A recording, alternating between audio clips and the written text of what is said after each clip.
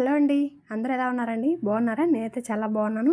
ఈరోజు వీడియోలో కొన్ని కిచెన్ టిప్స్ అయితే మీ ముందుకైతే వచ్చేసాను.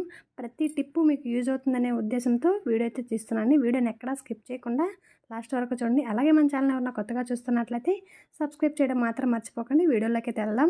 మనకి చట్నీల్లోకి కానివ్వండి, మసాలాలోకి కానీ కొబ్బరి కావాలనుకున్నప్పుడు, మనకి ఇంట్లో కొబ్బరి లేనప్పుడు పచ్చి కొబ్బరి వేసుకొని టేస్ట్ బాగుంటుంది. కొబ్బరికాయ అయితే కొట్టుకుంటాం కదా, అలాంటప్పుడు చిప్పకి కొబ్బరి తీసుకోవాలని కొద్దిగా ఇబ్బంది పడుతుంటాము.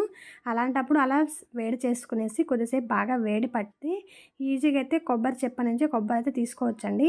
ఇప్పుడు వేడి తగ్గిన తర్వాత చాక్ ఎత్తుకొని రౌండ్గా అయితే గీసేసుకునేస్తే, ముందు రౌండ్స్ తీసుకునేస్తే మధ్యలో ఈజీగా అయితే వచ్చేస్తుంది. టిప్ నచ్చిందా? టిప్ నచ్చితే ఒక లైక్ అయితే ఇవ్వండి. నెక్స్ట్ టిప్ అయితే చూసేద్దాం. మన ఇంట్లో దోమలు ఎక్కువగా ఉన్నప్పుడు ఆల్ అవుట్ యూజ్ చేయడం మంచిది కాదు కదా, అలాంటప్పుడు ఇంట్లో ఉన్న రెమెడీస్తోనే దోమలు ఎలా పోగొట్టుకోవాలో చూసేద్దాము.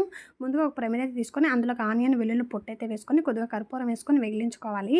అందులో వచ్చిన పౌడర్కి అయితే కొద్దిగా కొబ్బరి నూనె వేసుకునేసి ఒత్తి వేసుకునేసి వెగిలించుకుంటే ఆ స్మెల్కి అనేవి దోమలు అనేవి ఉండవన్నమాట.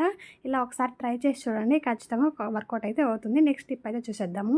పచ్చిమిర్చిని కట్ చేయాలంటే చాలామంది చాలా విధాలుగా ఇబ్బంది పడుతుంటారు. చేతులంతా మంటగా వచ్చేస్తాయి, కారం అవుతుంది కదా అనే ఉద్దేశంతో మన ఇంట్లో స్పోక్ స్పూన్ ఉంటుంది కదా, అది అలా ప్రెస్ చేసుకునేసి ఆమ్లెట్లో కానీ కర్రీస్లో కానీ మనం ఎలా కట్ చేసుకోవాలో అలా అయితే పచ్చిమిర్చి అయితే చాలా సింపుల్గా ఈజీగా అయితే కట్ చేసుకోవచ్చు.